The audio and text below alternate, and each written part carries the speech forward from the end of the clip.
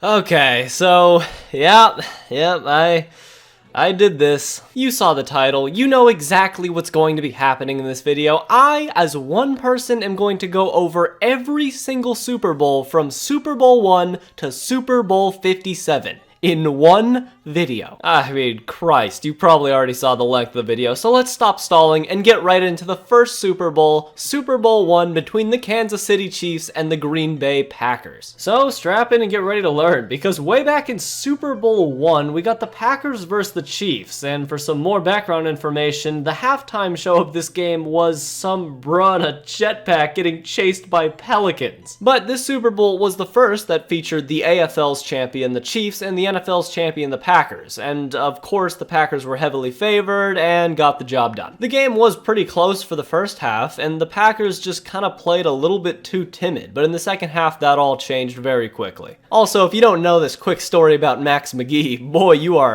get ready to be enlightened. Max McGee was just some old dirtbag who caught the first touchdown in Super Bowl history, a one-hander behind his back, except he wasn't even prepared to play that day. In fact, the night before, on his flight into LA where the Super Bowl was going to take place, he just decided to take 2 flight attendants out for a night out and didn't get back to the hotel until 6:30 in the morning. And hell, he even left his helmet at the hotel, and when the first guy in front of him got injured and he was forced to play, he had to borrow someone's helmet, and then he caught the touchdown. Only the 60s. And then, the Packers dynasty looked to just continue to flourish as we moved into Super Bowl 2 where the Packers would play against the Raiders, and this would be Vince Lombardi's last game in the NFL. And also for the Packers, they had just come off of the victory in the Ice Bowl against the Cowboys in the NFL Championship and had all the momentum, the narrative, they had everything. And the Raiders on the other side stood no chance at all. In both of the Super Bowls so far, the Packers are just like this massive football python that strangles their prey to death very, very slowly over time. So the Packers won another Super Bowl in blowout fashion, winning the game by controlling the clock in the run game, and Lombardi was carried off the field by his players, never to be seen again when a Packers the coaching uniform. Super Bowl 3. Well, if you just saw my Joe Namath video pretty recently, then you'd probably already know a fair amount about this Super Bowl. But for those of you that don't know, before this game, the Colts came in as the biggest favorites in Super Bowl history, and Joe Namath, the Jets quarterback, actually guaranteed a victory before the game. Anyway, Namath guaranteed the victory, traded his soul in for some insurance, and then went out and did the deed. The Colts, led by MVP quarterback Earl Morrall, just looked like shells of their former self and couldn't get anything going on offense, while the defense was just getting fatigued over time with the run game being spammed by the Jets. So it was kind of a boring game, but entertaining in the sense that you realized you were watching one of the greatest upsets in sports. Also, there was a pretty cool moment where Johnny Unitas came in to replace the disgraced Earl Morrall at the end and got a touchdown and had the Jets scared there just for a second. But Joe Namath did not attempt a single pass in the fourth quarter and killed clock and got the Super Bowl victory for the Jets.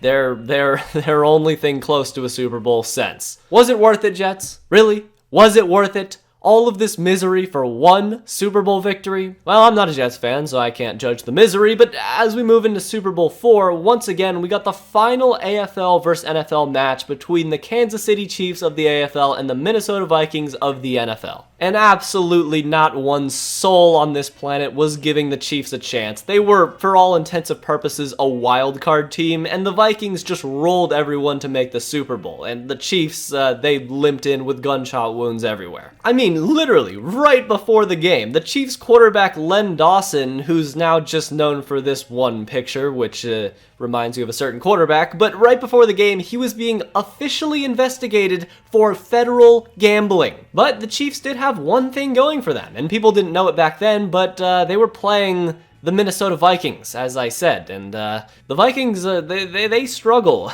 They struggle in big games. And just like the previous 2 Super Bowls, this game was literally never close. The Chiefs just pulled away 16-0 in the second quarter, stopping the Vikings' run game and pass game and everything altogether, only allowing a touchdown in the third quarter and nothing else. So it was official, as this was the last game between the AFL and the NFL, so we would move into the Super Bowl era where the AFL and NFL had completely merged together and were respected as equals. But with that being said, we look ahead to the 1970s decade and Super Bowl V, the Colts versus the Cowboys.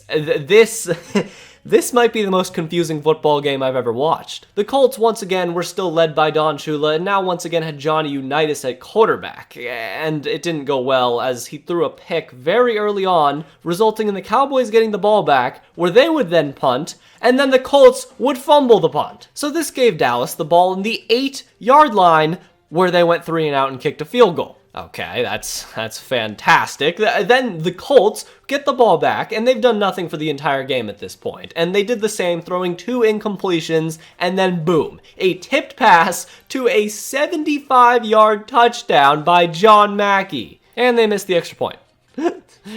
Okay. You know, a few fumbles and an interception later by Johnny Unitas, and a few ribs are broken, and he's dragged off the field and replaced with the previous Super Bowl sabotager Earl Morrall. Also, just to, you know, fondle with your brain a little bit more, on the 2-yard line, the Colts ran 3 plays in a row with time expiring in the second half, and with 2 seconds left on 4th down, they decided to throw a pass, and it went incomplete, and they missed out on a free field goal. I'm sorry that I'm spending so much time on this game, but I've never heard anything about this game before, so I felt like people really needed to know about this. And the chaos, the utter madness only has begun, because on the opening kickoff, the Colts fumbled it, leading to the Cowboys getting the ball, and then they got the ball down to the 1-yard line, and then fumbled themselves. Then we fast forward to the 4th quarter, a couple turnovers later, and the Colts dig into their dusty-ass playbook and pull out a flea flicker. And it somehow works, as they pitch it back to the wide receiver, who throws it to Eddie Hinton, and he's running for a free touchdown, and he fumbles on the 1. But stay with me, because on the 1-yard line, the Cowboys then throw an interception themselves, and the Colts run it down to the 1-yard line and finally punch in a touchdown. Okay, so the Cowboys' choke job wasn't completely over yet, as they now had the ball with a tied game at 13-13, and they throw another interception. Colts capitalize and get a game-winning field goal.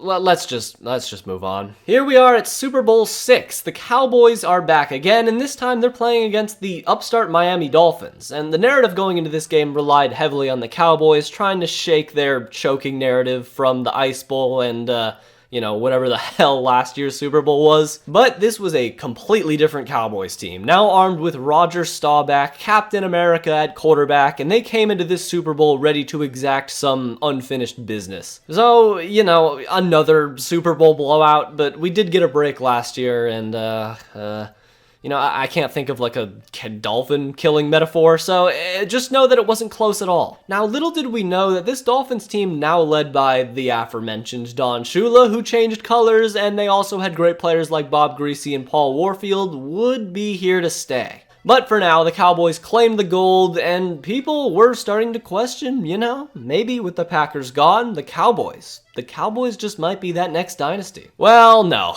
because next season, Super Bowl 7 happened, and, you know, I was, you know, just talking about those Dolphins. Well, they went 17-0. They didn't lose a game. Not much else to say, you know, Dolphins just ran through the entire season, and in the Super Bowl, they kind of just looked bored out there, and against Washington, they would have pitched a shutout if it weren't for their kicker, Yepremian Doy. Just watch this. But this was just a really weird Super Bowl because the Dolphins, who were undefeated all year long, somehow still weren't favored against a rather pedestrian Washington team. And going into the Super Bowl, both the coaches, Allen for Washington and Shula for the Dolphins, were playing like 9D chess as they were trying to catch each other from sending spies to one another's practices and were like changing practice times and all that just to try to throw the other off. But you know, I was kind of surprised by watching this game how lack of dominant the Dolphins looked. I was expecting this undefeated team to just smother their opponents, but they kind of left the door open for Washington all game long. But, you know, still a pretty boring game overall, but I watched it because I have to. Super Bowl 8. Dolphins, Vikings. God damn it, Vikings. If you get punched, just learn to stay down and die. The game ended in the first 2 quarters, as the Dolphins were just scoring touchdowns at will, and the Vikings didn't get any points on the board until the 4th quarter. So, yeah, the Dolphins were great, but they played some boring formulaic football. But in 2 Super Bowls straight now, the Miami Dolphins defense had held opposing offenses to a combined 1 touchdown, 7 points. So come on, they had to be a dynasty up there with the Packers now. Right? Well, we'll see what the future has in store for Shula and the Dolphins. And as for the Vikings, I mean, you know how it is, right? Super Bowl 9. The Steelers versus the Vikings. Minnesota. Stop coming back. I'm begging you. Well, yeah, it turns out that everyone thought the Dolphins were going to be the team to dominate the AFC for the 1970s. But, little spoiler, they would not win another playoff game ever until 1981. So who would come to take their crown for the foreseeable future? Well, it's the black and gold, and they snatched that crown with authority. But come on, you saw the team on the other side, so let's just wait for the Steelers to get a real challenge. Finally, Super Bowl 10, the first matchup between 2 dominant teams of the 70s in the Pittsburgh Steelers and the Dallas Cowboys. You know, it was supposed to be great, but while watching the game, it was clear that the Steelers were just on another level. But you know, the Cowboys did a good job keeping the game relatively close until Lynn Swann decided to start playing like a man possessed, and with a concussion, caught some of the clutchest Super Bowl catches you'll ever see, including a touchdown, giving the Steelers a 21-10 lead. But as you'll come to know, Roger Staubach does not like to go out quietly, and he went right down the field and got the Cowboys a touchdown, slicing through the steel curtain like warm butter, getting the Steelers just a little bit nervous. And actually, the Steelers got stopped on their next drive, giving the ball back to Staubach, who was not going to go down without punching, so he punched a little bit too much, and Captain America threw an interception in the end zone, ending a miraculous season for the Cowboys. So for the Steelers, yeah, that was 2 Super Bowls in a row, and just like that, the dynasties of the Dolphins was just flipped right into the Steelers' hands. As for the Cowboys, don't worry, this will not be the last we'll see of them. Alright, Super Bowl 11, Raiders versus... Well, they're back. The Cowboys are here once again, and they're facing off against a new contender into the octagon, the Denver Broncos, armed with former Cowboys quarterback Craig Morton, and they really thought that they had a chance to win. But this Cowboys team was maybe their best ever. They had completely reloaded with guys like Tony Dorsett now on the team, and had a vaunted defense nicknamed the Doomsday Defense, which is just a sick nickname, and had Roger Staubach doing his usual work. So yeah, I guess bottom of the line, most of these early Super Bowls seem to be not very close at all, as the Cowboys just hung a 27 burger on the Broncos and never made it close at any point. So that's 2 for the Dolphins, 2 for the Cowboys, and 2 for the Steelers. So the crown for the 70s decade was really up in the air completely. But, you know, the Dolphins had kind of fallen off, and going into Super Bowl 13, the Cowboys would play against the Steelers, and this was a Super Bowl that everyone knew was going to happen by week 1. And just for some reinforcements, if you don't believe that, the Steelers won their AFC Championship game 34-5, and the Cowboys won their NFC Championship 28-0. So yeah. So, the game began right away, and it was just a scoring onslaught. Touchdown for touchdown after touchdown after touchdown. No field goals were even scored until the 3rd quarter, and at the time, this was the highest scoring Super Bowl of all time. And unfortunately for Dallas, as usual, late in the game, they slipped up on one singular drive, and the Steelers, just being the dominant team of the 70s they were, went straight for the throat and left Roger Staubach and the Cowboys bleeding on the floor, taking a 35-17 lead. But if you haven't learned anything about Roger Staubach so far, unless all of his limbs are cut off and separated from his body, he's not legally dead yet. So of course, he and the Cowboys came roaring back. Of course, Staubach goes right down the field, Cowboys touchdown. Boom. Okay, Steelers are still chilling. Then the Cowboys get an onside kick and Staubach goes right down the field. Another touchdown. Steelers are getting a little nervous now, I guess. But this game that is already considered an all-time classic could have been so much better if the Cowboys had just gotten this last onside kick. But the Steelers got it and vanquished the Cowboys finally. If only Jackie Smith didn't drop this wide open touchdown in the end zone that led to a Cowboys field goal, or if Randy White in a cast didn't attempt the sorriest lateral I've ever seen in my life, maybe the Cowboys would have one more championship. But, you know, still a valiant effort by the Cowboys, and at this point it was now official. The Pittsburgh Steelers were at this point the most dominant dynasty in the NFL. But the Steelers had one more run in them, and going into Super Bowl 14, they would face against another newcomer in the Rams. This Super Bowl was kind of like the Steelers' last dance. Their core was aging completely, and they realized they only had one left in them, but they were not going to go out quietly. But the Rams surprisingly played the Steelers very close for most of the game, and a lot of their mistakes were made by Terry Bradshaw, who had a little bit too many turnovers. But you live by Terry Bradshaw, you die by Terry Bradshaw. As a massive 50-yard touchdown to Lynn Swann kind of completely shifted the momentum in the Steelers' favor, and the Rams answered back, but so did Terry, then throwing a 73-yard touchdown to John Stallworth, all but icing the game. And then one more Franco Harris touchdown officially ended the game, and the Steelers' dynasty was not dead yet. But could they keep going? Let's just cherish the moment. Well, Super Bowl 15, the Raiders versus the Eagles. Once again, we saw a matchup between a team that had been in the Super Bowl in every decade so far and a newcomer, and the outcome was, I'm sure as you could guess, pretty predictable. The Raiders took a 14-0 lead very early on in the game and never looked back. Jim Plunkett was in the zone the entire time, and honestly, the Eagles just looked completely overmatched. Nothing else to say, other than the Steelers were kind of that roadblock for the Raiders in the 70s, and a lot of people were murmuring that the Raiders might be the next team to take the throne. Nope. Newcomer had arrived, and they were here to stay. Super Bowl 16 was between the San Francisco 49ers making their first Super Bowl against the Cincinnati Bengals also making their first as well. And while all of this debate was going on between who would snatch the crown from the Steelers in the AFC, in the shadows, a young Joe Montana was just beginning to blossom. He wasn't anywhere close to full form yet, but don't worry, we'll get there. But this was an odd Super Bowl going into it because although there was now parity in the NFL, the Bengals had just gotten into the Super Bowl after winning the Freezer Bowl, so they were, not at full strength, and the 49ers had just gotten in after completing the catch against the Dallas Cowboys, so they too were relatively weak. But it didn't really matter, as the Super Bowl was still pretty entertaining overall, but to me at least, it was very clear that both teams had some butterflies to get out early, as there were a ton of penalties and turnovers as well. But the 49ers were on the beneficiary end of most of that, and at one point they took a 20-0 lead. So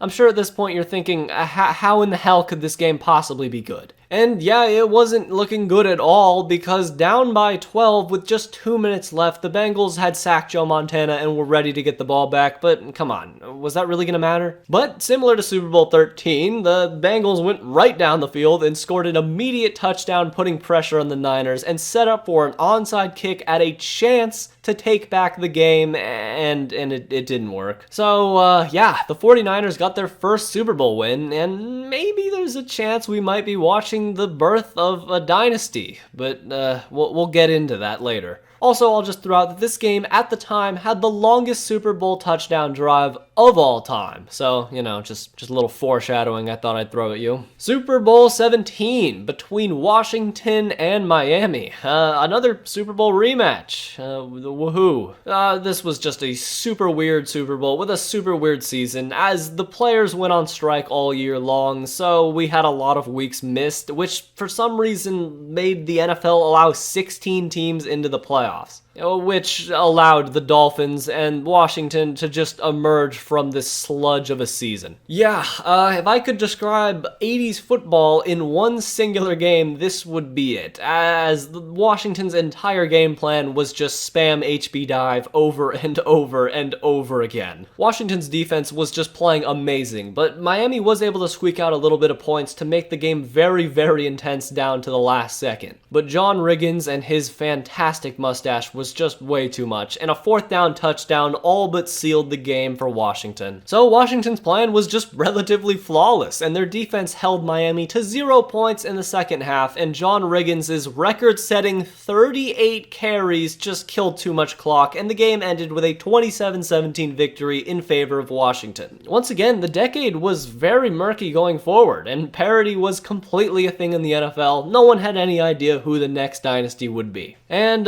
Super Bowl 18, you know, it wouldn't be one of those parody Super Bowls. Because we got the Raiders and Washington, two teams who were fighting very valiantly to see who could grab the crown as the next dynasty. Both the best teams of their conference by a long shot. Supposedly two of the best Super Bowl teams of all time up to this point. So who is going to be the next team to step up to the plate and grab the torch from the Steelers? Ooh, yeah, that's pretty rough. So yeah, the Raiders pulled off some iconic plays like the Marcus Allen touchdown run, and it was never a contest at all. So, you know, it looked like there might be a new dynasty brewing in Vegas, or Oakland, LA, right. Super Bowl 19, the 49ers were back and were now facing against the Miami Dolphins, who, I guess, I don't know, maybe the Vikings, like, duplicated their curse from before and cast it on the Dolphins, because they were now just a Super Bowl fleshlight. But at this point, the Dolphins had Dan Marino, who had the best quarterback season maybe ever. And, you know, people thought that things would be different. We got another blowout Super Bowl where Joe Montana and the 49ers just ass blasted the Dolphins and ended the game in the second quarter. So yeah, you know, just 49ers stuff. Super Bowl 20. Well, I guess all Super Bowls are just blowouts now. The famous 1985 Bears, with the best defense of all time by all statistical measurements, went up against, Tony Eason. Why am I still talking? So yeah, the Bears just blew them out completely, and the only thing that went wrong is Walter Payton not getting a touchdown. So, welcome, Chicago. I guess go sit in the other waiting room with the other 5 contestants to see who the next dynasty is going to be. Super Bowl 21. Man, it has been a while since we've gotten a super confusing game, but here we are again. I'm not gonna lie, before watching this game, I was a little confused as to Phil Simms and Boomer Esiason being different people, but you can then imagine my shock watching Phil Simms just dunk all over John Elway. But yeah, it wasn't a close game either, as John Elway still got to the Super Bowl and got his Super Bowl experience, and Denver had just come off of winning the drive, so at least that was a nice consolation prize. But yeah, he ran into the absolute demon that was Lawrence Taylor and the rest of the Big Blue Wrecking Crew, and Phil Simms must have just been functioning off of pure creatine, because look at these stats. This is not even remotely acceptable. But yeah, this was just another pretty boring Super Bowl. I don't know, John Madden just randomly decided to draw a penis on the board, so that spiced the game up for me a little bit for sure. So, Super Bowl 22 between the Broncos and Washington. And John Elway's back, and he's getting destroyed again. And what an odd Super Bowl too, because early on in the first quarter, the Broncos took a 7-0 lead with John Elway throwing a 56-yard touchdown immediately. And hey, at the end of the first quarter, it was now 10-0, and the Broncos were looking so good. What happened? Look, Washington, led by Doug Williams, scored 35 points in the second quarter alone. And even more embarrassing, Timmy Smith, a no-name running back, broke the Super Bowl rushing record going for 204 yards, just making this butchering of the Broncos even worse. So yeah, after the game was over, Washington took home another Super Bowl, and I guess it was official. Washington was the team of the 80s as of right now. You know, it's really impressive, because throughout all these Washington teams, they've had so many different guys take the heavy loads on the field, but the one guy that remained constant was Joe Gibbs, so I guess shout out to him. Well, another Super Bowl rematch. Super Bowl 23 was between the 49ers and the Bengals, except this time the 49ers were armed with a prime Joe Montana and Jerry Rice, and the Bengals were completely unrecognizable from just years ago. But yeah, this game was kind of just field goals and pretty boring until the Bengals got a huge spark play late in the game out of nowhere, returning a 93-yard kickoff return for a touchdown, giving their team all the momentum. So at this point, the 49ers offense had just done nothing all game. The Bengals defense was doing nothing short of clamping, and you know, maybe the Bengals could actually win this game. But the 49ers weren't going to let that happen. 30-yarder to Jerry Rice, 40-yarder to Roger Craig, and a touchdown, and we're right back to where we started. And after a stop on both sides, the Bengals got the ball back and got a field goal, taking a 16-13 lead with time expiring in the Super Bowl. Now, backed up in their own end zone, remember how I said Joe Montana had the longest touchdown drive ever, and that's foreshadowing? Well, Bengals fans, look away. Montana over the middle on first down. Montana to Rice again. Montana to Rice. He's in the Montana touchdown. After the touchdown, the Bengals couldn't do anything with the time remaining, and the 49ers went on to win the Super Bowl, giving them their third of the 80s. So move over, Washington, and I guess rest of the NFL, because the 49ers were now the next dynasty in the NFL, and they would be here to stay for a long time. Super Bowl 24, 49ers versus the Broncos. And yeah, the Broncos were now the new Super Bowl punching bag, and the 49ers were the Super Bowl oppressors. Yeah, this game was just never a contest. The 49ers came in and looked at the Broncos like a small traffic cone while they were driving a massive meat wagon. I don't know, Joe Montana might have had like a pregame phone call with Phil Simms because, 300 yards and 5 touchdowns with no picks. 49ers get their 4th ring of the dynasty so far, and I guess John Elway keeps making Super Bowls, so that's something. Super Bowl 25, the Cowboys versus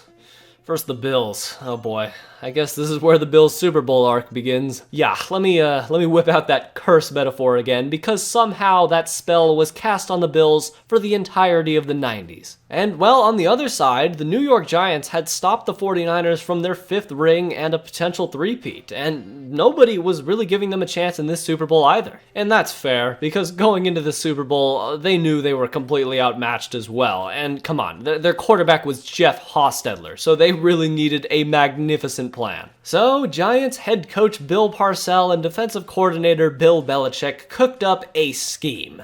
A scheme to basically just take the ball out of the Bills' hands and dominate the time of possession battle, and damn, it worked. This game plan enacted by the Giants also resulted in the shortest Super Bowl of all time, but if you're gonna win a Super Bowl being less talented, you're gonna need some luck going your way. And when the Bills did have the ball, they were pretty efficient, not always getting touchdowns, but Thurman Thomas and the Bills had a lead going into the 4th quarter, so the Giants were nowhere near in the clear. And when Jeff Hostetler and the Giants got the ball back, he did a great job executing the plan, just killing clock and slogging down the field, eventually getting a field goal. So with the lead now, and a few punts later, the Giants now had one defensive stop standing between them and Super Bowl glory. And all they needed was one more stop, and the defense just needed to hold up for a few more minutes. And honestly, for the most part, they weren't doing a great job, as Thurman Thomas was just killing them on the ground with a 20-yard run and a 10-yard run on the final drive. Pair that with some checkdowns, and the Bills kind of fumbled getting one more playoff, but you know, whatever. A 47-yard field goal is not bad odds. There is one kick, one man's foot standing between you and a Super Bowl. No good. Wide right. Well, damn. So yeah, the Giants bagged their very own Lombardi, and their plan worked flawlessly, as they had the ball for 20 more minutes than the Bills. And, you know, Bills fans, if you're still here, may I recommend grabbing something, because this is about to get so much worse. Super Bowl 26, Washington versus Buffalo. Welcome back, Washington. And hey, Buffalo, you're here again. Now, it should be said that during this time, the NFC was considered way stronger than the AFC, so the NFC Championship was more or less the Super Bowl. But yeah, this was a pretty boring game. The only exciting thing that really happened was Thurman Thomas losing his helmet in the beginning of the game and missing a ton of snaps because of it. But he was the main focus of Washington's defense, and they limited him to just 10 yards on the game, and it was over in the 2nd quarter once they had a 17-0 lead. So Washington now added one more Super Bowl to their trophy case, and in 4 Super Bowl appearances in the last decade, they now had won 3. So at this point, it was kind of just the 49ers, Washington, and everyone else. Super Bowl 27, and would you look at that, a new Pokemon has appeared, and it is the Dallas Cowboys again. And look who's back for the 3rd year in a row. Welcome back, Buffalo. I'm so happy to see you here. So yeah, like I said before, the real Super Bowl was the NFC Championship between the Cowboys and the Niners, and the Cowboys won. So here they are. Yeah, they hung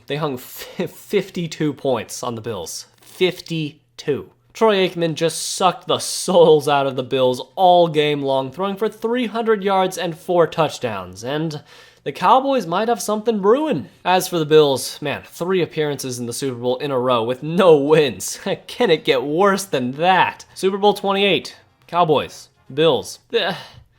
This is messed up, man. This was the first time we got to see a Super Bowl repeat in 2 years in a row with the Bills and Cowboys playing yet again, and actually this game was a lot closer than what is remembered. And even at the half, the Bills had a 13-6 lead and got the ball at halftime, so they had a chance to take full control of the game. But yeah, the turns completely tabled as Thurman Thomas fumbled the ball, resulting in a 50-yard return for a touchdown by the Cowboys. And then the Cowboys got the ball back after forcing a 3 and out and ran the ball to Emmitt Smith 7 times on an 8-play drive, resulting in another touchdown, pretty much ending the game. Man, it's just not even funny at this point. This game felt like a poor abandoned puppy just looking for a place to stay and wandering into like Michael Vick's house. So the Cowboys got another Super Bowl, and with a completely new cast of characters, they now had 2 under their belt and one more. You just needed one more to get 3 and become an official dynasty. But in Super Bowl 29, yeah, that NFC battle between the 49ers and the Cowboys had a different outcome this time, as the 49ers remained victorious and now had to face off against a newcomer in the Chargers. So like I said, the 49ers just ended the Cowboys' hopes of a three-peat as the Giants once did with their own, but now at this point, they didn't have Joe Montana. They had Steve Young, transitioning flawlessly from one Hall of Fame quarterback to another. But yeah, prime Jerry Rice, prime Steve Young, prime Deion Sanders.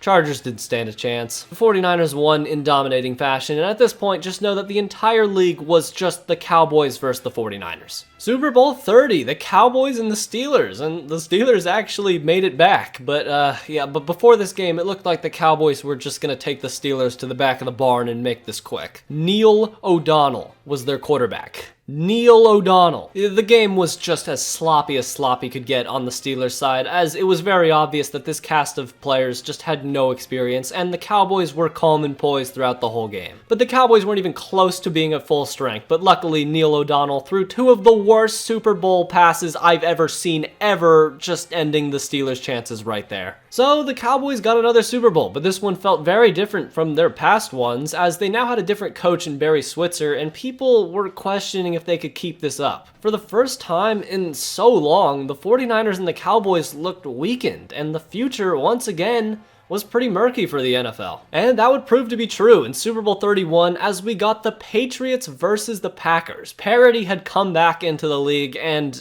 one unit was just way more powerful than the other. The Packers were heavily favored, and all the Patriots had was kind of just Drew Bledsoe carrying the whole team. And I don't know how else to describe it, but watching this game, it felt like the Packers were just playing with more passion. Everything was just going perfectly for the Packers. Every time the Patriots had a small edge, like in the first quarter when they took a 4-point lead, boom, immediately 81-yard touchdown. In the third quarter when Curtis Martin ran in a 20-yard touchdown, again, a kickoff return for a touchdown by the Packers was responded immediately. So yeah, I bet this would have been a super fun game to watch as a Packers fan in the moment, because the Packers dominated and bled out the clock in the second half, taking home the Lombardi Trophy where it rightfully belongs. And the Packers, for what it's worth, had beaten the 49ers on their road to the Super Bowl. So, you know, maybe the Packers were the team of the future, but, you know, Still way too early to tell for sure. Well, Super Bowl 32 looked to prove that right, as the Packers once again beat the 49ers and found themselves in the Super Bowl. And for the first time, the AFC had a team that looked like it might be able to compete, and who was it? Well, the old man John Elway and the Denver Broncos were back. After waiting forever, a now 37-year-old John Elway, not yet retired, had a strong core around him to at least make a Super Bowl. This game was super fun. Brett Favre was just slinging touchdowns early, and Terrell Davis, man, in his prime, he was just a monster. Probably a top 3 back ever when healthy. Also, I just wanted to throw in that we've been watching Super Bowls for so long at this point that Phil Simms is now commentating the games. The game was pretty back and forth for most of it, as the Broncos took a pretty sizable lead early on, but the Packers fought back and tied the game going into the third quarter. But late in the third quarter, on one just simple play, the entire tide of the game was changed in favor of the Broncos, as on just a normal QB scramble, 37-year-old John Elway went flying in the air, putting his body on the line. Now, I'm just talking out of my ass here, but it kind of felt like the entire Broncos unit just got this jolt of momentum, and people realized that, hey, if John Elway was willing to care this much about the game, then let's give it all we have as well. But what is kind of forgot is that after this moment, John Elway kind of had a really good shot at going for the Packers' nape and missed it, throwing an interception, giving the Packers life again. And of course, Brett Favre was not going to let this opportunity go to waste, as he went right down the field and got an immediate touchdown. So, the Broncos had the ball back. Legacy on the line. What now, John? Well, to be honest with you, I'd never seen this drive before, and I was kinda underwhelmed. John Elway only threw the ball one time on this entire drive and basically rode Terrell Davis all the way to take a 31-24 lead with a touchdown. But here came Brett Favre and the Packers, and after some stops, it was a 4th and 6, and the Broncos defense got a clamp, resulting in the first Super Bowl ring for John Elway and the Broncos. So this would be the first year since 1984 when the AFC had actually won a Super Bowl, and for now, it looked like the Packers dynasty would be on hold. Also, I just wanted to show this play of Steve Atwater cracking his teammate. Jesus, that's gotta still hurt today. Super Bowl 33, Broncos versus Falcons. Well, I guess the old man's back. And now the Broncos were considered way better in 98 than they were in 97. And just like that, the power vacuum had completely shifted from the NFC to the AFC. And yeah, game wasn't close at all. The Falcons had a 3-0 lead after their first drive, but then on just got completely blown out of the water. So the Broncos got the win after just grinding the game out over time, and John Elway held the Super Bowl trophy in the air and announced his retirement. So with this core continuing to just age over and over again, it looked like the Broncos weren't going to be anything close to a dynasty. So the crown was wide open for snatching, and who was going to take it going into the 2000s? Well, Super Bowl 34, the Rams versus the Titans, and the Rams just came out of nowhere and looked like they were going to be the next big thing. The Rams were led by the classic Greatest Show on Turf with guys like Kurt Warner, Marshall Faulk, and Torrey Holt, and they had just barely escaped the Buccaneers in the NFC Championship to make it to the Super Bowl. And similarly, on the other side, the Titans were just a wild card team that had to pull off the Music City Miracle also to make it to the Super Bowl as well. So both of these teams didn't have people sold on their legitimacy. But you know, there's something pretty fun about watching two teams with 0 Super Bowl experience, and of course we got another classic game. But the Super Bowl started off as slow as possible, with nothing happening until the third quarter. It was so sloppy, just penalties and dropped kicks, stuff that just doesn't happen normally. But finally in the third quarter, Kurt Warner kind of figured out the Titans defense and got into a small rhythm, getting a touchdown to Torrey Holt. And they did respond, as a huge quarterback run from Steve McNair set up an Eddie George touchdown to at least give them some hope for life. And if you're gonna win a Super Bowl, you're gonna need a little bit of luck, as Kurt Warner just barely missed Torrey Holt on a deep ball that would have ended the game. So yeah, you don't make a small mistake in the Super Bowl and not get punished for it, as Steve McNair was in the zone and went right down the field and got another Eddie George run for a touchdown. So yeah, just like that, the momentum had completely shifted, and after one more field goal, the game was now tied at 16 apiece. But yeah, the Rams at this time had an identity, and they were gonna chuck that ball, and they did exactly that, getting a 73-yard touchdown to Isaac Bruce sucking all the life out of the Titans. I mean, God, what a beautiful adjustment on this catch, and it just looked all but over. But Steve McNair worked his magic, and I swear, watching this game, the man broke his first tackle on all of his scrambles every single time. Then, the most ridiculous play we've had in forever happened, as on a 3rd and 5, Steve McNair, in a life or death situation, scrambles breaking tackler after tackler, staying on his feet, and somehow finds a guy down the field for a chance at one more play. God, the Titans just don't die. Now, for the first time, we had a Super Bowl that was going to come down to the last play. One final play, and yeah, you know what? You probably already know what happens, don't you? It is caught by Dyson. Can he get in? No, he cannot. Absolutely heartbreaking. But for the Rams side, it looked like they could be a dynasty for the future. But without their head coach going forward, things were going to get complicated for the NFL. But in Super Bowl 35, the Rams or the Titans were not here. Instead, we got the Ravens versus the Giants. So the Ravens had the best defense maybe of all time, and by far the best since the 1985 Bears. And in a Super Bowl between Trent Dilfer and Kerry Collins, whoever had the better defense was going to win. So yeah, this Super Bowl was pretty unwatchable. Kerry Collins for the Giants threw 4 interceptions, and it was never a contest. But I guess there was a pretty cool moment where there was 2 kickoff touchdowns back to back, but yeah, this was a weird Super Bowl. I just watched it and I already forgot what happened. Super Bowl 36, Rams versus the Patriots. And I mean, come on, we've already seen this one, haven't we? A potential dynasty versus a team that's just happy to be there. We know how this goes. Well, for the first time ever, the script was completely flipped, as the Patriots, led by some no-name quarterback named Tom Brady, were beating the greatest show on turf. So once again, the Patriots coach, now Bill Belichick, the same guy who had that flawless plan to beat the Bills way back, once again used that same scheme and it worked to perfection. In the 4th quarter, the Patriots had a 17-3 lead and looked to just end the Rams on the spot. But Kurt Warner was not going to let that happen, as he scored 2 touchdowns right away to tie the game at 17. So the Patriots had the ball with so few time remaining that John Madden thought it would be the play to just run out the clock and take it to overtime. But Bill Belichick, he had a choice.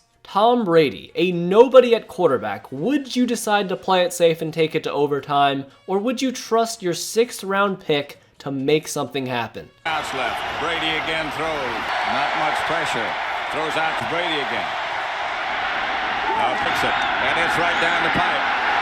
Well, yeah, and the rest is history. But you gotta remember, at this time, people thought that this Super Bowl was nothing but a fluke, and the Patriots weren't gonna be anything close to a dynasty. But what the future had in store, nobody could have guessed. Super Bowl 37, and we got the Raiders versus the Bucks. A very odd Super Bowl in the middle of the Patriots' potential dynasty. The Raiders were finally back, though, and because of the Tuck rule last year, they missed out on a potential deep playoff run, and this year, things were better, but certain circumstances were not going to let them get any further than a Super Bowl. But yeah, this game was not even a little bit close, as the Bucks had John Gruden, who knew all of the Raiders' plays, and the Bucks just throttled them through 4 quarters with their all-time great defense. Never a close game, and what's kind of insane is the Raiders still haven't won a playoff game since this season. Yeah.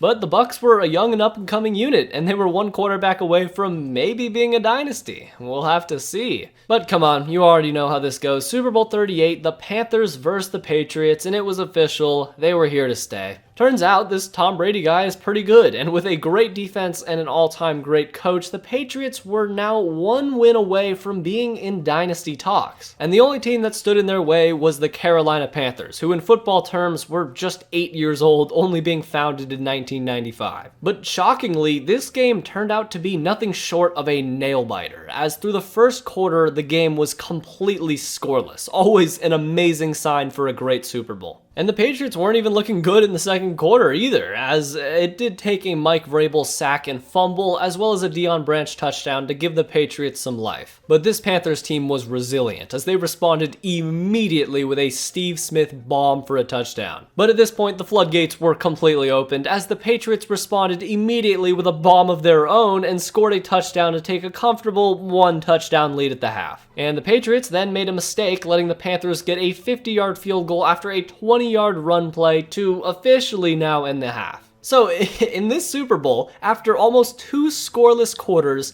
in just 3 minutes, 24 points were scored. And the Panthers just kept stepping on the gas with 2 ridiculous Steve Smith catches and a Deshaun Foster touchdown, which really had the Patriots worried. But of course, the Patriots did what they do as they matriculated the ball right down the field and got into a 1st and goal situation. And with a chance to potentially go back into the driver's seat, Tom Brady threw an interception? Mere seconds later, the Patriots blow a coverage and the Panthers get an 80-yard Munson Muhammad touchdown. But the Patriots weren't panicking because they weren't having any trouble going through this Panthers defense, and they did just that, going right down the field, getting a touchdown and a 2-point conversion. But right back, the Panthers go straight down the field and score a touchdown of their own, and Jake Delhomme at this point was just playing a magical football game. But this genuinely had me screaming at my monitor as the Panthers kicker John Casey on the kickoff robbed us all of a potential overtime Super Bowl by kicking the ball out of bounds on the kickoff, advancing the ball to the 40. So after getting great field position, Tom checked it down a few times and found Deion Branch for 17 yards, which set up Adam Vinatieri to kick another game-winning field goal. Yep,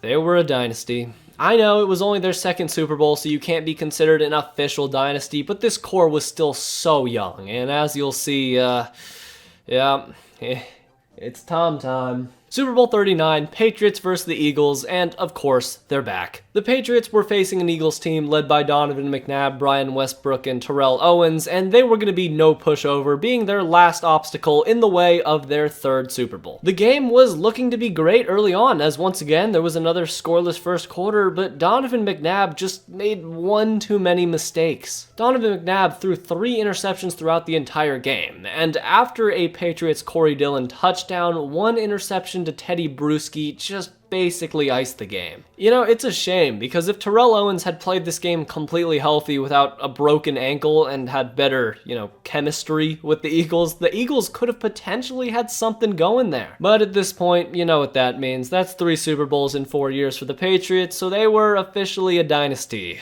Hooray. Super Bowl 40. Man, this was just not a fun game to watch at all. The Seahawks had made their first Super Bowl at this point, and the Steelers were back now armed with young quarterback Ben Roethlisberger. But God, there was just a penalty on what felt like every single play, and in all honesty, the calls were bad for both sides. But the Steelers ended up being the beneficiary of more calls than the Seahawks and ended up pulling away, icing the game after a defensive stop. So, yeah, this kind of just seemed like a fluky Super Bowl with the Steelers taking over the Patriots spot for now, but man, there's only one way to see for the future. Super Bowl 41, the Colts versus the Bears. No Patriots again. Weird. While the Patriots dynasty would be on hold, Peyton Manning and the Colts looked to fill their shoes, knocking them out in the AFC Championship. And man, early on in the Super Bowl, Bears fans must have just been really enjoying themselves, because the opening kickoff, Devin Hester returned it all the way for a touchdown. That's never happened before. And even better, on the first Colts drive, Peyton Manning throws an interception, and that's when everything fell apart for the Bears. They did get a Munson Muhammad touchdown, who just scores touchdowns in Super Bowls, I guess, but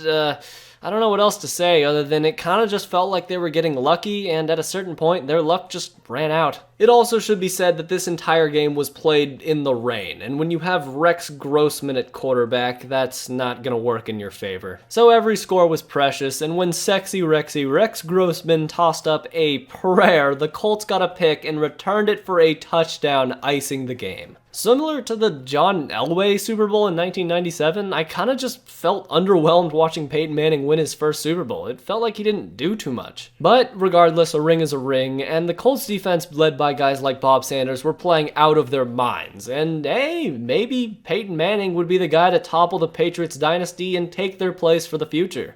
Super Bowl 42, Patriots vs. Giants. They're back. And even better for the Patriots, they came into this game as the best team of all time. Averaging 36 points per game, they had a top 5 defense, the best coach in the league. They were just loaded. Still, in my opinion, this is the best football team to ever play football for a single season. Now, this is Eli Manning. He thinks otherwise. Basically, to describe this game, the Giants used Bill Belichick's famous formula against him, killing clock and limiting the amount of time the Patriots had the ball, and it worked. I mean, this game was kind of boring until the fourth quarter. The first drive of the game for the Giants was the longest drive in Super Bowl history, taking 9 minutes and 59 seconds. But once the Patriots finally got the ball back, Tom Brady was his usual self and went straight down the field, getting the ball out of his hands quickly and efficiently and scoring a touchdown. So the Giants had to do something to respond, and I don't know, Eli threw up some crazy chuck pass which somehow worked, but they immediately paid the price for being lucky with a tipped interception. So to me at this point, it was clear that if the Giants were going to win this game, their defense had to play a perfect game, making 0 mistakes, and at some point Eli Manning had to pull like a rabbit out of his ass. And from the second quarter and on, Tom Brady was just never comfortable. Justin Tuck and Michael Strahan were making every single play a living hell for him. And the Giants weren't doing much of anything on offense on the other side though, and Eli Manning was throwing some passes that really should have been picked off. More on that later. So yeah, even as the game dragged on, I don't know how else to describe it other than the Patriots were in control, but were never able to pull away completely. So the Giants offense was just doing nothing, but unless Tom Brady was getting the ball out in like 1.3 seconds, he was getting popped on every single throw. Finally, early in the fourth quarter, the Giants got a spark play with a 45-yard pass to Kevin Boss, setting up the Giants' first touchdown to David Tyree. More on him later. Also, what's insane to me, just look at this play here. Just some random play where Eli spins out of a sack miraculously and overthrows a wide open receiver in front of him. Why am I pointing this out? Well, more on that later. Finally, the Patriots got a good drive going with some solid pass protection, leading to an all but inevitable Randy Moss touchdown. So here we are again. The Giants, who had blown multiple chances to win this game, were in position to go down the field and get a game-winning drive. The play is 2nd and 5, and Eli Manning gets pressured and hastily lobs up a terrible ball which goes right through the hands of Asante Samuel. And as written in the Holy Scriptures, if you give Eli Manning another chance, then you are going to pay the price and much more. The next play, Eli Manning once again miraculously escapes pressure spinning out of a sack, and this time delivers, throwing an impossible laser to David Tyree, who completes the helmet catch. Then the very next play, Eli Manning almost throws a pick, but eventually he finds Plaxico Burress on a blown coverage touchdown, and hey,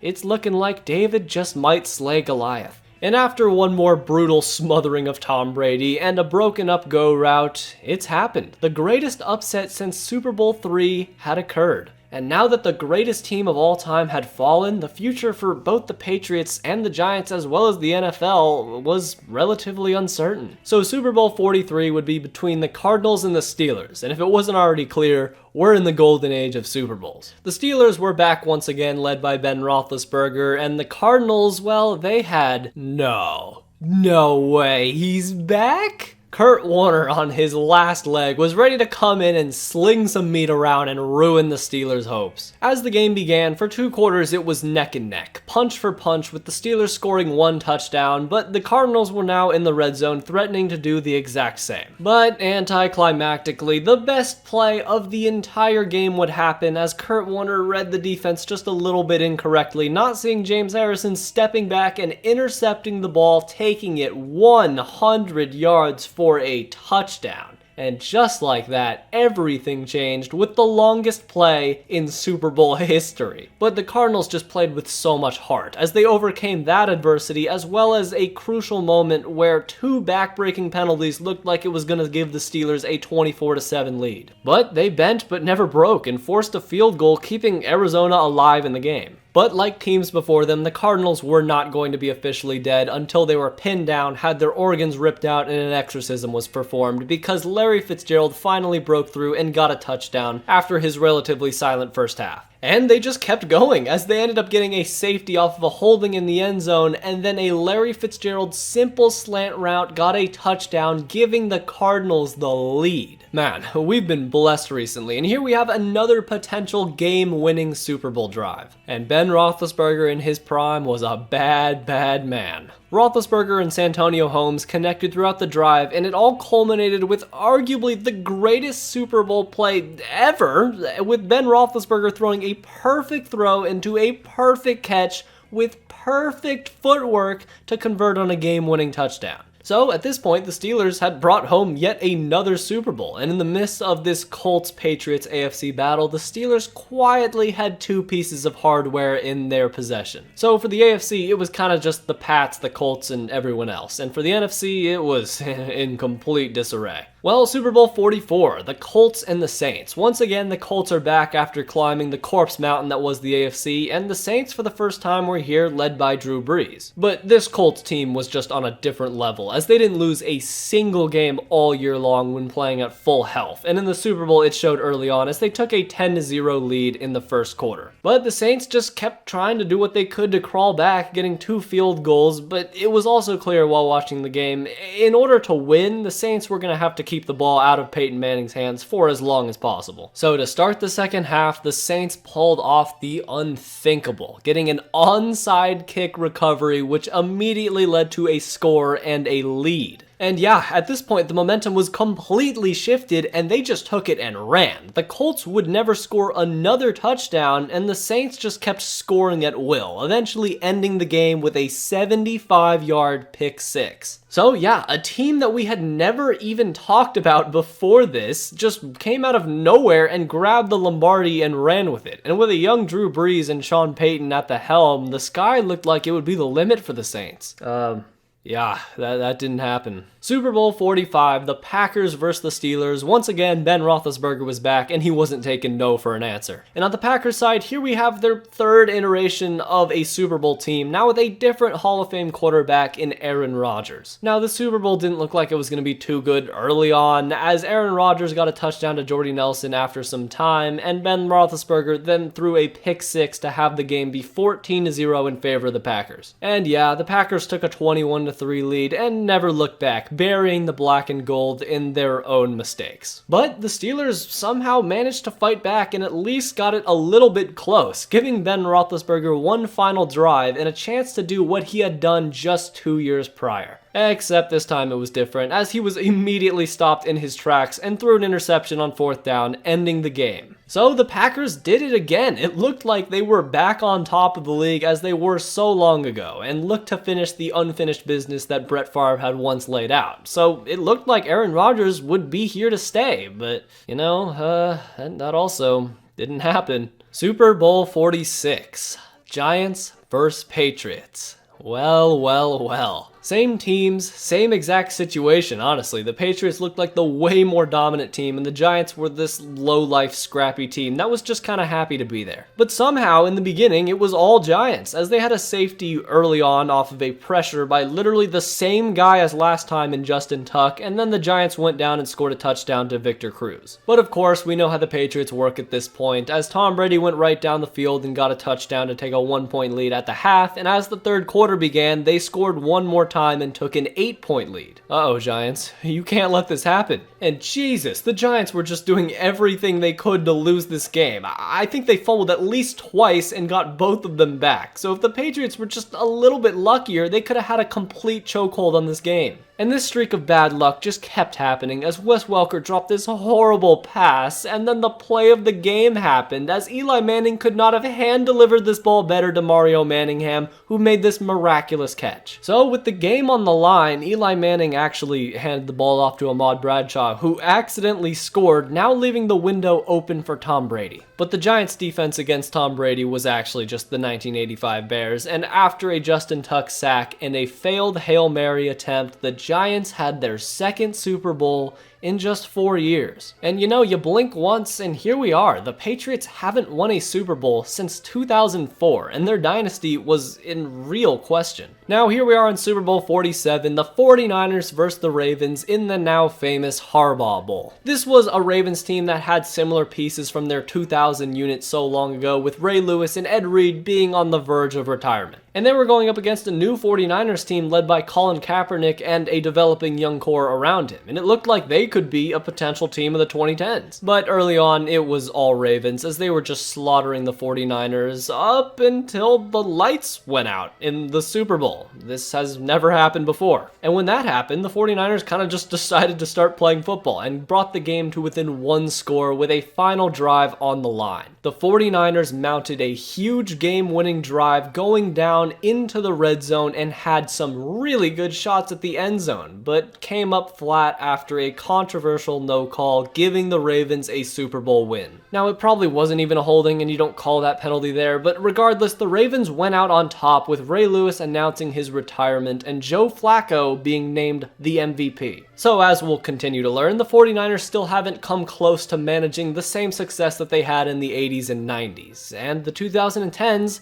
were still looking murky in the future. Super Bowl 48, Peyton Manning and the Denver Broncos versus the Legion of Boom and the Seattle Seahawks. The #1 offense versus the #1 defense, and it wasn't even a little bit close. Peyton Manning just got demolished, and the game ended immediately after the first play went over Peyton Manning's head and got a safety. So yeah, once again, the Seahawks looked like they might just be the next dynasty, and this next Super Bowl would be the true test of that. Super Bowl 49, the Patriots versus the Seahawks, and I can say, after watching all of the Super Bowls one more time, this is still the best Super Bowl in my opinion. The perfect storm, an upcoming dynasty with no holes in any position versus a current hungry dynasty that wanted revenge. Once again, we got a perfect omen of a scoreless first quarter, and when that happens, you know things are about to go insane. After both teams scored 2 touchdowns in the second quarter, the Seahawks pulled ahead just barely after a Doug Baldwin touchdown and a field goal gave them a 24-14 lead. But Tom Brady was not going to be denied of another Super Bowl, as he did everything he could to score on the next 2 drives, getting a 28-24 lead in favor of the Patriots. So here we are once more, a last-second touchdown drive for the Seahawks to take home the gold, now with Tom Brady waiting on the sideline. So, you know, Russell Wilson immediately found Marshawn Lynch for a 31-yard reception, and then, you know, just maybe the greatest catch ever happened as Jermaine Kearse somehow tipped, bobbled, and caught this ball on his back, setting up Seattle for perfect field position. Interception.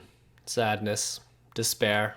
Depression. And just like that, the entire 2010s was forever altered. Seattle would never be able to match the success of the previous 2 Super Bowls, and the Patriots, they were back. But not for now, because Super Bowl 50 was between the Broncos and the Panthers, and somehow Peyton Manning had managed to get back. But this game looked to just be a defensive battle, as the Panthers, who were white hot all year long, going 15-1, and were led by MVP Cam Newton. But it didn't matter, because they genuinely were just way too inexperienced to even be competitive. The Panthers couldn't do anything all game long, and Von Miller was just a monster, getting a strip sack for a touchdown, which kinda just gave them the driver's seat, and they never looked back. So the Broncos, led by their vaunted defense, were able to bring Peyton Manning another Super Bowl and let him retire on top. And at this point, there were no questions that the Broncos were going to still be around. They now had a hole at quarterback, and in the future, everyone expected the Patriots to be back on top. Super Bowl 51, the Patriots versus the Falcons. Super Bowl 52, the Patriots versus the Eagles. And come on, this cliche is getting old, of putting up a current dynasty versus some no-name quarterback in Nick Foles. It was just an insanely great game, high scoring everywhere. The Patriots were scoring at will, but the Eagles and Nick Foles were matching them blow for blow perfectly. But it looked like late in the fourth quarter, the Patriots were going to pull away for good, as Tom Brady found Rob Gronkowski, giving them a full momentum swing. So what would Nick Foles do with his back against the wall? Well, he delivered, as they went right down the field and he found Zach Ertz for what would prove to be a game-winning touchdown. But Tom Brady had a chance. He had a shot to go right down the field and score a touchdown, ending the game.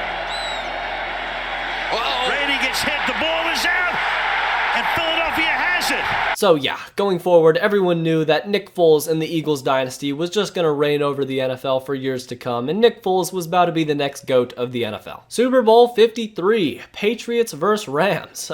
Somehow, ironically, this is very similar to that Steelers-Rams Super Bowl so long ago. Kinda. It was the last dance for the Patriots, but not in terms of entertainment. This game was just horrible. I really didn't want to rewatch it, but I had to. It was 3-3 at the end of the fourth quarter, and a touchdown by the Patriots on a 1-yard run basically iced it. It was, I guess, a defensive battle during the whole thing, but I'd like to look at it more of just incompetence on both sides. But regardless, the Patriots won the Super Bowl and got their 6th ring. That's a lot. That is a lot of rings. Super Bowl 54, the Chiefs versus the Niners? Oh my god, they're gone.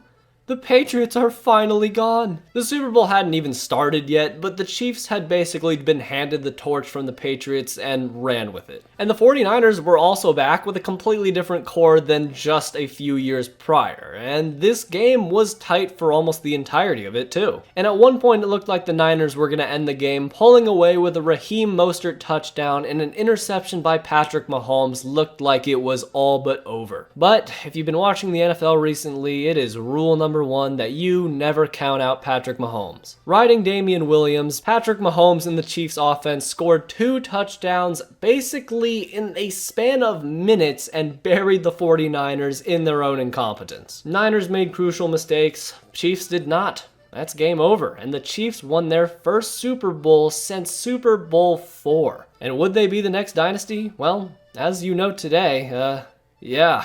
Probably. Super Bowl 55 between the Bucs and the Chiefs, and oh my god, he's back. Tom Brady is here again, this time in a Buccaneers jersey. And yeah, the Chiefs are also here, and they're here to stay, but not in this game, because this game wouldn't even be a little bit close. The Bucs just pressured Mahomes on just about every play and flustered him, while the Bucs offense consistently scored touchdown after touchdown, and yeah, it was boring. But Tom Brady and the Bucs looked like they might have just had a little bit more juice in them, so people were scared to see how many rings Tom Brady could now get, as at this point he had 7 in his collection. Super Bowl 56, the Rams versus the Bengals, and hey, look, parody's finally back. At this point, Matthew Stafford had been freed from the Detroit Lions, a team that we haven't even talked about, and was now in the Super Bowl with a great supporting cast around him. And on the other side, the Bengals were a young team led by an upstart Joe Burrow, and nobody was giving him a chance. But early on, this game had a few things going for it, as Odell Beckham got a touchdown, which was a cool redemption story until he got injured, and the Bengals were in control of the game after a controversial no call on a face mask. But, you can't really ask for too much more in a Super Bowl than a game-winning drive, and that's exactly what we got when the Rams had the ball and a chance to take the win. And Matthew Stafford just went straight down the field with pass after pass to Cooper Kupp, throwing a beautiful sidearm, picking up a huge first down, which then led to a game-winning Cooper Kupp touchdown. Would have been a much better Super Bowl if there weren't some penalties that really shifted the game, but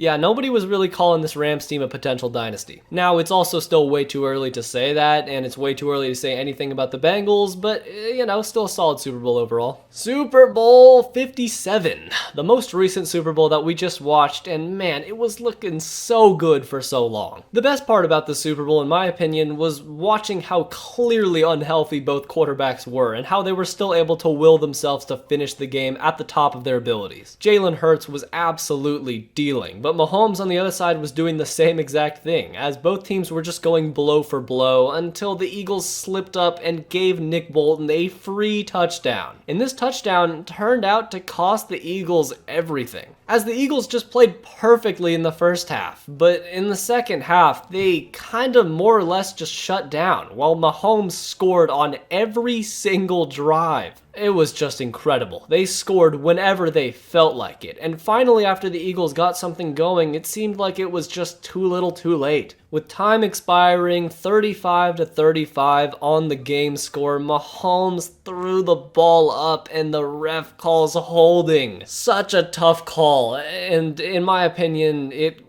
did leave a bad taste in my mouth after the game. I just don't think you call a holding on that play. If anything, you can call like a legal contact, but I would have left it alone. Regardless, Mahomes took advantage and ran out the clock, getting a game-winning field goal as time expired, getting their second Super Bowl ring and their third appearance, cementing themselves as a potential dynasty for the future. But nobody knows the answer to that question, so if you enjoyed this video, then subscribe, because, well, I don't have videos like this on the channel, because this video was a colossal project. But if you liked it, then maybe comment, because this was a lot of work. Anyways, until next time.